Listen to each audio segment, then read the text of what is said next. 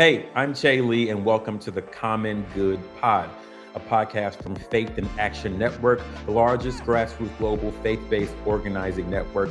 Here, we break down what's happening in the world through the lens of faith and what you can actually do about it.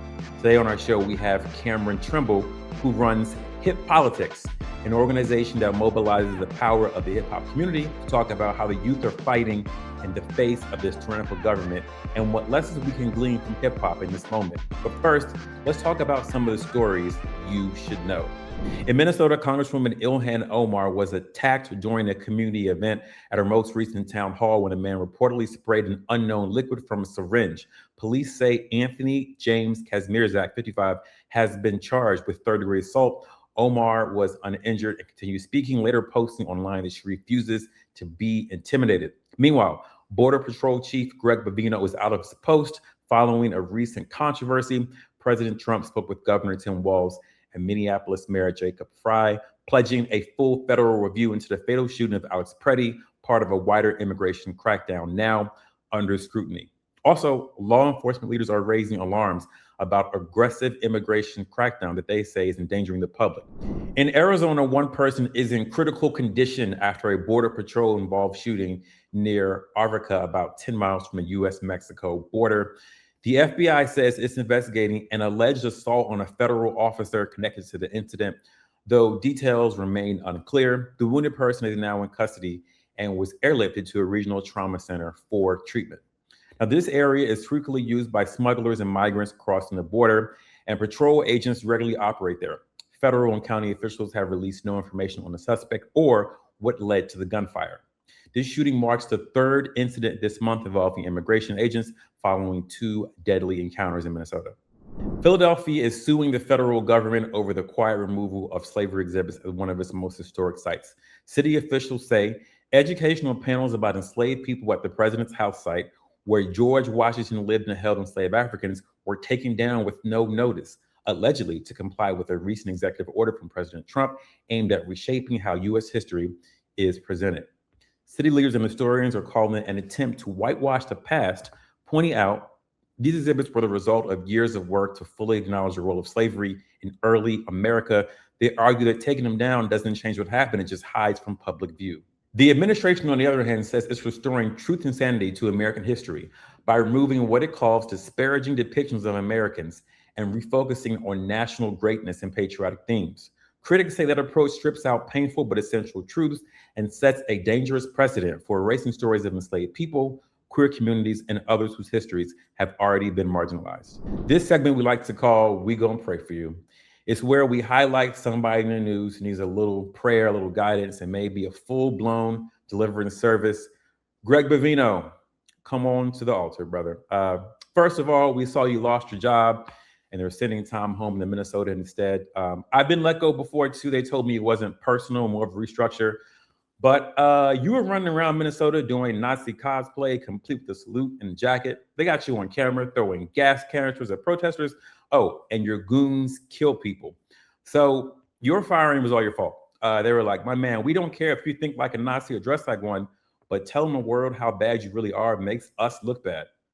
And Trump just threw you right under the bus too, called you an out there guy. Now, I know you like dressing up like a German relic, but do you know Trump history? Did you forget that people that align themselves with Donnie don't fare well afterwards? I mean, he tried to get VP Mike Pence hung. Giuliani is in financial ruin and fighting demons and losing the rematch every time. And your lawyer, Michael Cohen, did 3 years Fed time. I could go on, but listen, you're going back home to California. I'm not sure how much love you're going to be getting in your town now. Church potluck might be a little bit rough, but you'll be okay. You're tough, right? We're just going to keep you in prayer, right?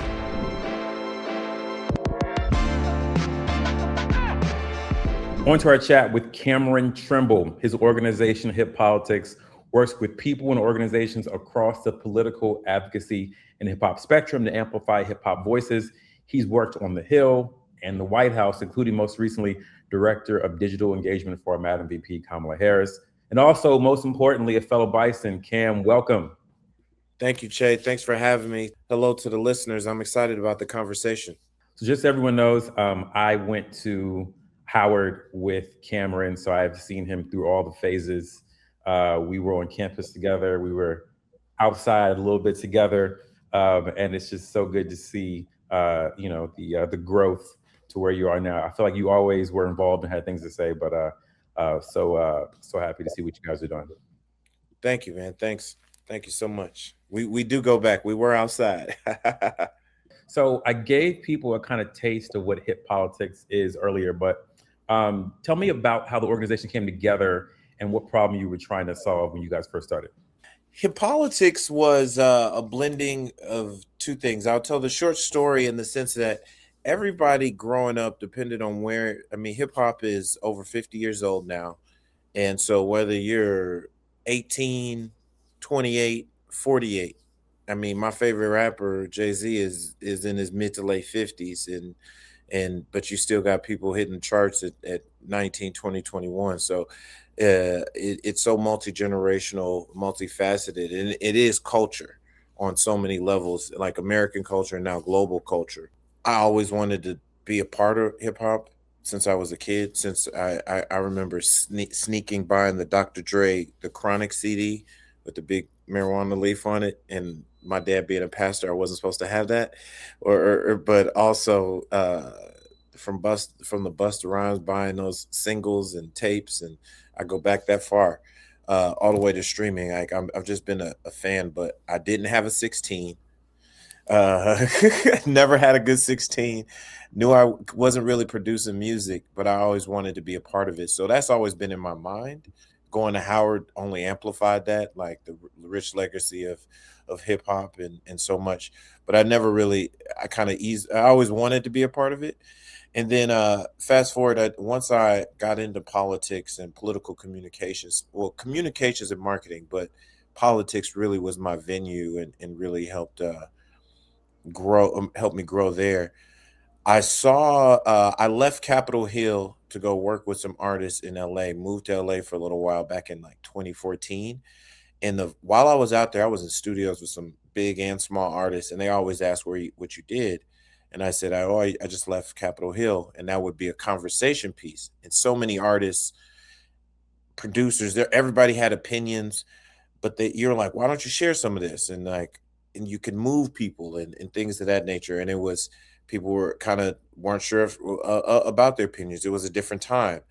Um, and then fast forward, when I was only out there for a year, came back to Capitol Hill, and there was an incident where one day several different organizations were lobbying the Hill to try to get their it was like it was an organization of blind folks that were going around all of Capitol Hill trying to get some major funding for their cause, as well as I saw different like oil companies and all that. And I was like, if hip hop artists decided to say, "Hey, we want to rally around something," they could come up here, and two or three of them got millions of followers on social and fans. I'm sure they could organize something. And you saw people dib and dabbling, but it that's where it clicked. And it started as something as simple as I came up with the name, came up with a cheap logo, threw it on a t-shirt and just was wearing it while I still worked on the Hill. That turned into a podcast, trademarked it, turned into a better logo, and we just started doing events.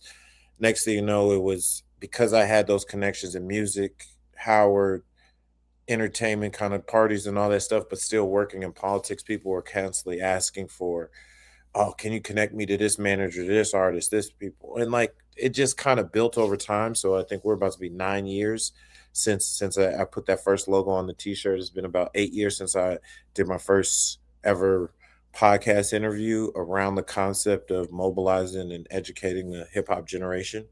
But now we are hyper focused. Hip Politics is their kind of for profit media and events company. We have a nonprofit we spun off a couple years ago that we work with, Hip Nation, on civic education. We have a 501c4 that we work with, the Hip Hop Action Fund, which allows us to get a little more political and cause focused. We've done partnerships with dozens of organizations and um, uh, and like I said, producing our pods, events. And I really think hip hop as a culture, community, from artists to their fans to the industry, is the biggest untapped political force in this country. I, simple, down ballot, a mayor's race, a city commissioner, city manager, all these different races might be won by a couple hundred or 1,000 votes, but they can impact communities. And so I think once hip hop artists start organizing their fans in the industry, they don't even have to get behind candidates. They could get behind issues. But if MC such and such, a Moneybag Yo who's based in Memphis, he could go. We did something with them in his label, and they made over four his label where they went to Mississippi right over the border from Memphis. And then one day they hit about four different schools and had them all texting. We did over 400,000 voter contacts in one day with Moneybag wasn't even there. It was his artists that were signed to him. So but just their impact and being able to galvanize students around that in one day made over 400,000 voter contacts. Those kind of proof points in real life and seeing that and seeing how you're so used to seeing them now on the presidential and other campaigns, everybody from the Cardi B's sitting down with the Bernie Sanders to the TIs to the 50 Cent, so many different people on the large level. And then locally, even with Republicans, you see them tapping into hip hop like they're just becoming more politically involved. So I think that's the future. And it's something that we're consistently galvanizing around. Um, what are you seeing from the culture right now as far as responding to this moment? And is it making you proud with what you're seeing about how people are showing up now? How people are showing up? I'm like hip hop culture. Yeah, yeah. I'll say this. I think we're living in two Americas right now in real time. We've lived in two Americas. Usually, most people are saying that's in a black and white thing or a financial thing, rich and poor. But I do think in this information age, in this impact age, especially as we've seen various social media, almost all the major social media networks have either changed hands. You have billionaires buying the Washington Post, the New York Times, buying up media companies so they the the TikTok just literally changed hands, and now their algorithm is even reporting changes like how people actually consume content, music, entertainment, news, how they're influenced is consistently changing. And some people are marching in the streets in Minnesota, marching here in DC. I just was in Chicago and there was in the middle of a snowstorm, people are marching on the abolish ICE or protect immigration, protect democracy movement. Like literally just saw that 1,000 plus people out there. That's happening. And then other people are just acting like I've been other places in the country that don't rural and city don't see it's not affecting and they're just going about their normal lives. People still going on vacations, still people still kicking it. And all that's happening. And we saw what happened last year in Los Angeles and other places. Like there's protests and so forth, and other people are just totally oblivious, whether this by choice or by information. I think hip hop, the culture, is also living in those two places. Like we had some major elections last year, in a few states in like Virginia, where you saw artists getting involved. You see people starting to speak out a little bit now with what's been going on and the increase in violence, but then you also see some people quiet. Like I think a lot of people quiet, and then in disappointingly enough, you see some folks with Trump and the Republicans, and I would say the Trump war ecosystem of pardoning various prominent hip hop artists who have names, and you're starting to see different people gravitate where you wouldn't think to on one political side of the spectrum or another. So I think this is a their impact is still heavy from the old school to the new school. I think this is a time where there needs to be cross education because, quite frankly, entertainers in general, athletes in general, and then regular people are scared. And not scared in a negative way. Scared as in we are seeing real repercussions, people losing lives, losing jobs, being deported, being blackballed, all types of things. And when you so I so every artist doesn't feel like they're in the position to either be as informed as they should be, and they may not be in the position financially, depending on who they're signed to. Same thing with entertainers, same thing with actors and directors, people who want to work in these systems. Everyone's trying to navigate, and I respect and understand that. I just think this is a time, as extreme as we're seeing some of the aggressions and transgressions be with like the erosion of the rule of law. I think we're all coming to that point. So I am proud of some of the people that I've seen and talked about it. But if I'm being frank, I think in this time now, especially what's been happening in the last 6 months, there needs to be, to me, George Floyd level, 1992 level, 1967, 1960s and 70s level of alignment in all of these voices, because this is unprecedented, the way rights and things are being stripped away. Yeah, you mentioned George Floyd, and when we look at Minnesota, um, I think you might have mentioned this before, but can you talk a little bit about what hip politics is doing as far as what's going on in Minnesota right now?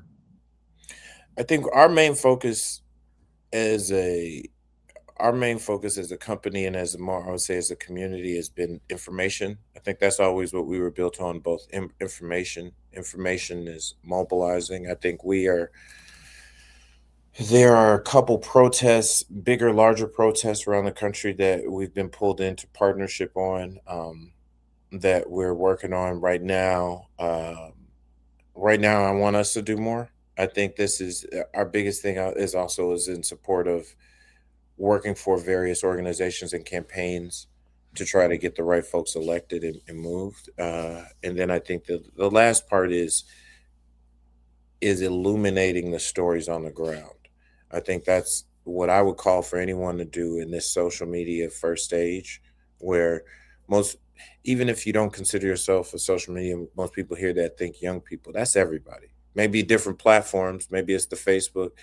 There's a we actually just I just put this in my Substack recently, and did an article on like YouTube. There's a lot of data that shows YouTube is the number one source of news and trust for men across age and racial demographics, more than any other platform. Even more than it's a YouTube ad is more impactful on a man in America than a TV ad, and more ubiquitously seen. So when you live, me working in the, like, on the professional side, I'm a partner at a digital engagement and advertising firm where we have a lot of political clients, and work with a lot of folks to try to help them navigate the digital landscape, how to get their messages out, how to reach their people, whether it's consumers and or voters.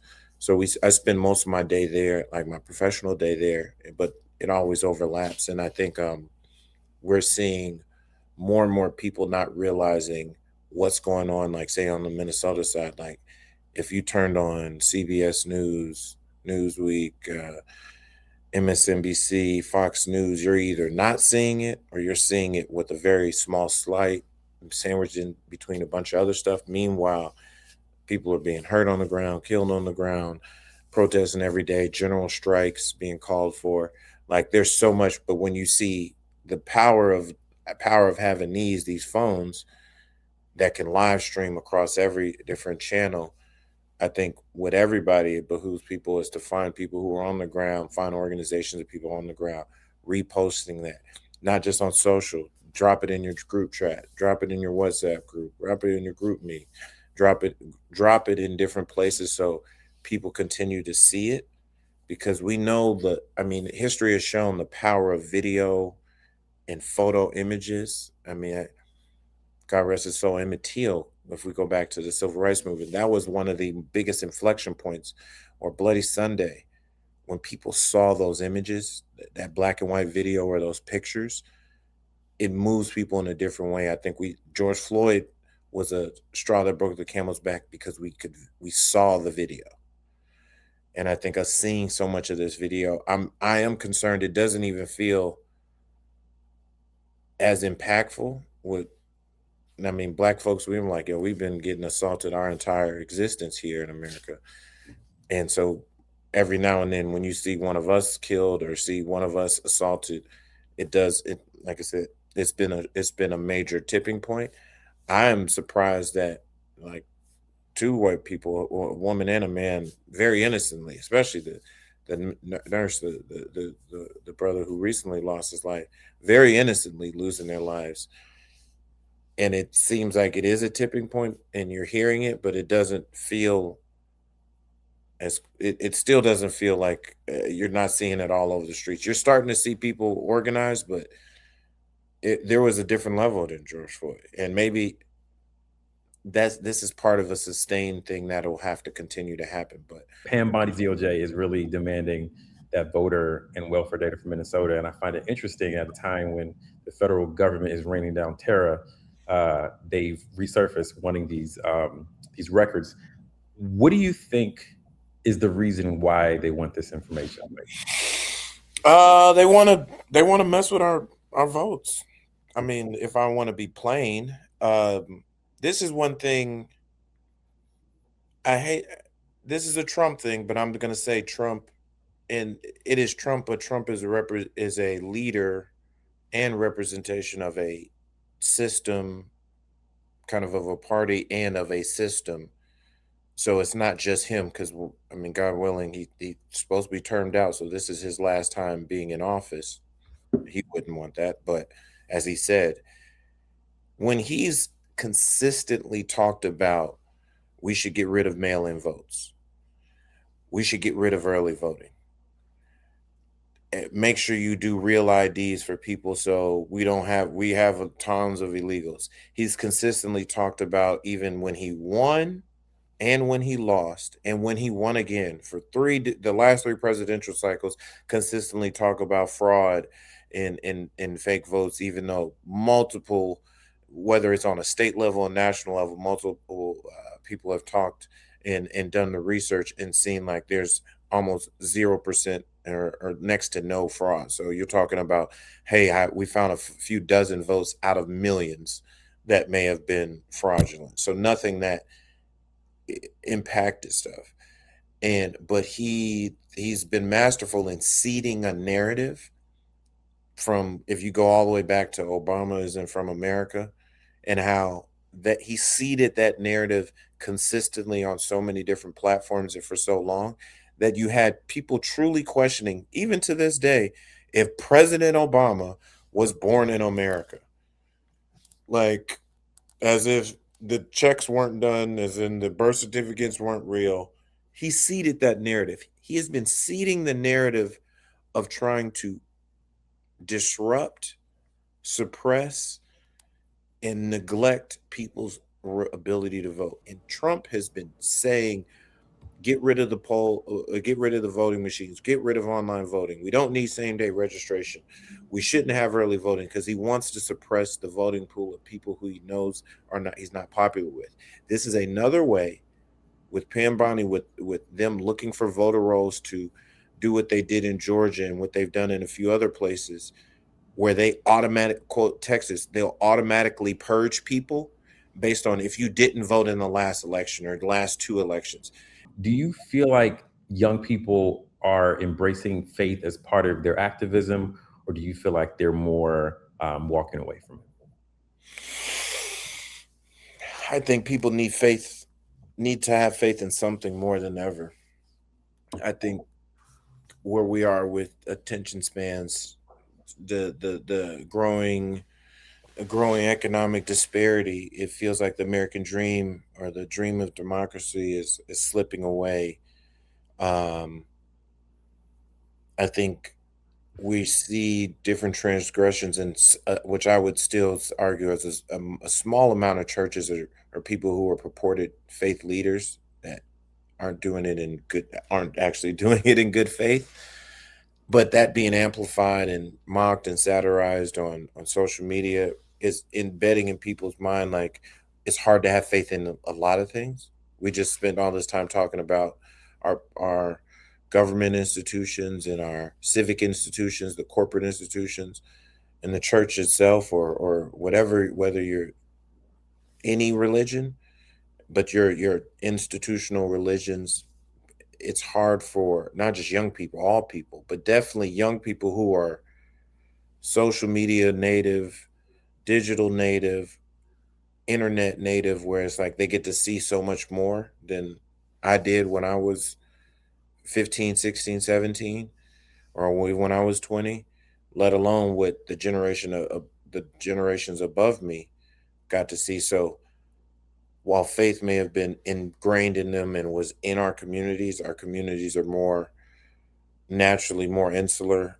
We're naturally more fractured. We're not all watching the same things, hearing the same things. We're not on the same communal spaces. And so when it's harder in these times when people are losing faith in a lot of institutions, for religious institutions and faith-based leaders to connect. But I would also say it's easier that there's a greater potential to reach more people. When we talked before, I remember you mentioned that the word fighting back resonated much better than resistance. Can you tell the people a little bit more about that? What I can say is like the I'm data driven. I'm data and I'm always the marriage of data and culture. I think that's kind of what my work and career and even how I like pull together my thoughts and understanding it is there's real numbers around a lot of different things you can figure out, but there's also you've got to have a human understanding and a human touch. The people are trying to understand how, whether it be on the Democratic, Republican, Independent, across the spectrum, are specific, are always trying to figure out how to what words and language resonates with people, what moves people. So I've heard more about, and I think there's some data that recently came out about how when you talk about to progressives, you're talking about to black, especially black people in general, how fighting back is resonating more because they feel like we are in a fight. And I think when you look at what is happening around the country, people are fighting. I mean, everybody might not be fighting, but it does increasingly like there is a feeling that there is, and there's a real understanding that like I'm fighting against the state. I'm fighting against powers that be, maybe not just fighting against my fellow man or fellow neighbor, but I am having to fight back. The resisting means as it almost is like I'm resisting arrest, like I'm doing something wrong and I'm just holding back. We didn't do anything wrong. This is something we need to take back. This is something that someone is aggressing us and we're having to push that same energy right back to them. For you, when you look at your organization 5 years down the line or 10 years down the line, what does success look like for hip politics? Success looks like success looks like a million more people registered to vote. Success looks like 3 or 4 million, at least 3 million people who were inactive or irregular voters, i.e., they weren't voting in every election, regularly voting. Success looks like better civic education and civic engagement. Success looks like artists of all demos, ages, right there next to not just not really politicians, but next to at movements like the people you may not have expected as much. I think success looks like for us several podcasts, several different people, and bringing more voices to the media space who can cover politics because I think politics is cool. It's politics. They always say if you don't do, I don't do politics. A lot of people say that. Well, politics gonna do you. All right, Cam, thank you so much for taking the time. I have to ask though, because you are hip politics, and I feel like you should be able to answer this question very quickly. Top five MCs we need to know what you got. My Fab Five, my favorite, starts one with Jay-Z.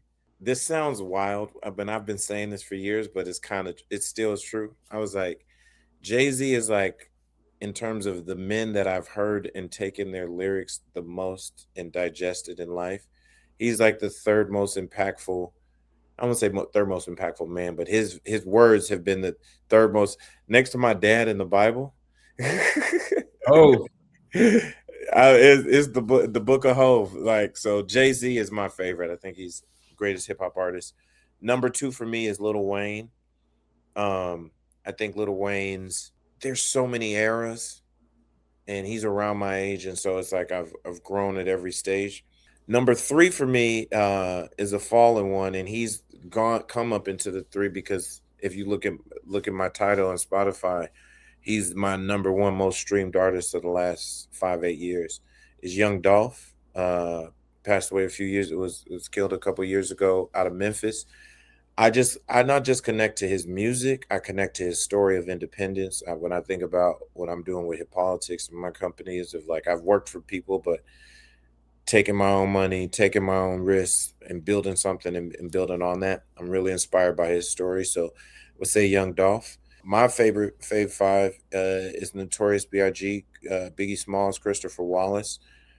There's just something about his music that has consistently stayed with me. Like there's at least 15 Biggie songs that I could rap word for word the moment I heard the beat, and that music came out almost 30 years ago. And it's like his music still, his cadence, his flow, like he was he's probably the most impactful MC to do what he did in such a short run in time before he tragically died before the age of 25. Like I'm constantly in awe. Today, if I have to say today, it's only because I had Young Dolph. If today I had to tell you who my fifth favorite, and he just dropped a freestyle verse that reminded me, like, you know what, you still my favorite. Fabulous, out of New York, out of Brooklyn. Fabolous. Again, kind of the same reason why Lil Wayne, his analogies, wordplay, references, cadences, similes, all the ease in language play and like wordplay that he has. Like I think his songs are great. His big commercial stuff is cool, but his mixtape run, like I find myself listening to Fab so much, and I love that he has his new podcast. Like I like hearing him talk and his perspective on life.